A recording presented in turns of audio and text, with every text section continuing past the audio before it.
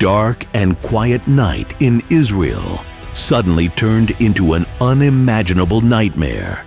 Air raid sirens wailed endlessly, and the skies split open as a mysterious ballistic missile emerged from deep inside Yemen, tearing through the atmosphere at insane speed, traveling thousands of kilometers to reach the heart of Tel Aviv.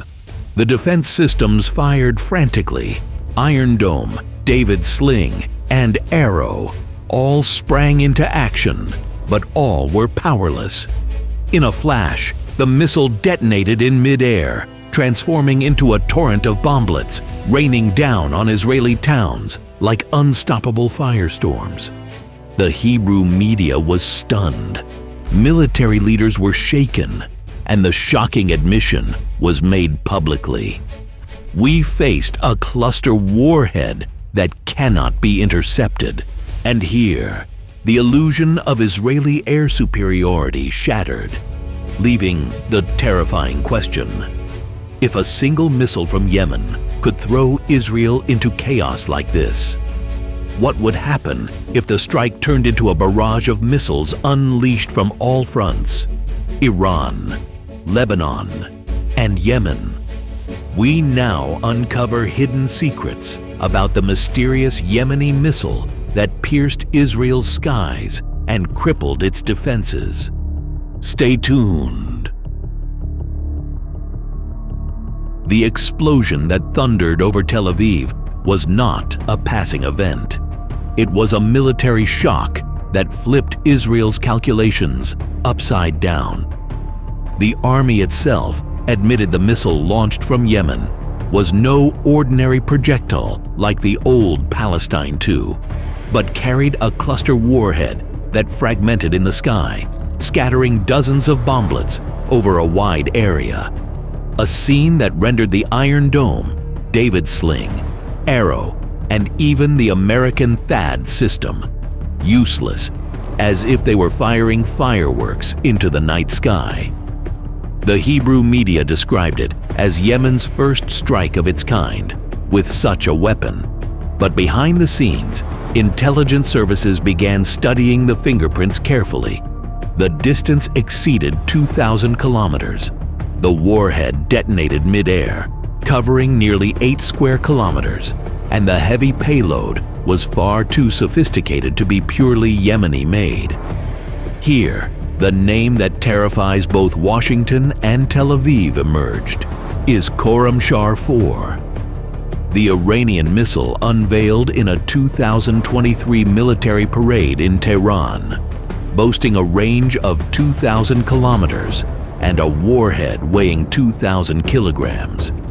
What fueled the suspicions even further is that Khorramshahr 4 was never designed to carry only a conventional warhead. It was built to accommodate multiple types of warheads, including the very cluster warhead whose devastating signature was witnessed over Israel during the Yemeni strike. Its cluster payload can split apart at a pre-calculated altitude, releasing dozens of submunitions that spread across more than 8 square kilometers, making it impossible for any missile defense system to intercept them all. This exact feature is what turned the much-vaunted Iron Dome, long hailed as Israel's steel wall, into nothing more than a leaking umbrella under the Yemeni attack. On accuracy, Iranian reports claim a circular error probable of no more than 30 meters with conventional warheads, a figure that places it among the most precise missiles in the region. But with a cluster warhead, pinpoint accuracy is unnecessary. The mid-air detonation alone is enough to turn vast areas into fiery hellscapes of bomblets.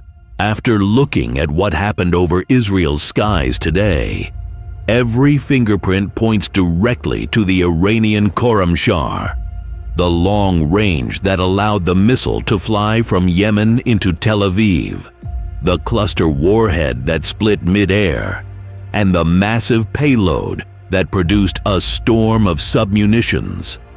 Yemen has not officially declared that the missile was Khorramshahr 4, but the absence of an announcement does not erase the battlefield evidence. It is highly unlikely that war-torn Yemen, under siege, could develop such a weapon on its own, while Iran unveiled this exact missile only 2 years ago. The logical conclusion, what fell over Ginaton, was either a Yemeni-branded Khorramshahr 4 or at least a missile built upon its technology. A chilling signal that Iran's missile know-how is no longer confined to its depots, but has already spread to other fronts across the region. The Great Collapse of the Iron Dome. The Yemeni strike was not just a technical breach. It was a humiliating scandal for Israel's defense systems, which Tel Aviv has long boasted of to the world. The Iron Dome praised as a technological marvel, David's sling marketed as a miracle shield, and Arrow built to intercept long-range ballistic missiles, all they fired frantically. Yet all were powerless against the brutal truth. The cluster warhead left them with zero chance. Missile defense is designed on the principle of hitting a single target. But when a warhead splits into dozens of bomblets raining down like fire from the skies, the heavens themselves turn into a graveyard of impossible targets. This is exactly what unfolded over Ginaton.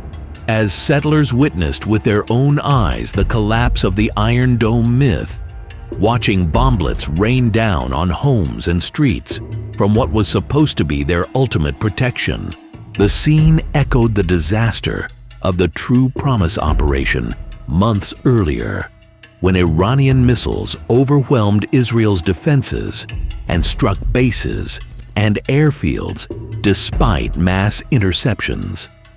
Back then, some argued it was just an exception caused by depleted interceptor stocks. But today's strike from Yemen proves the failure was no accident. It is a fact. Israel is not invincible, and its defenses crumble before a well-planned salvo of modern missiles.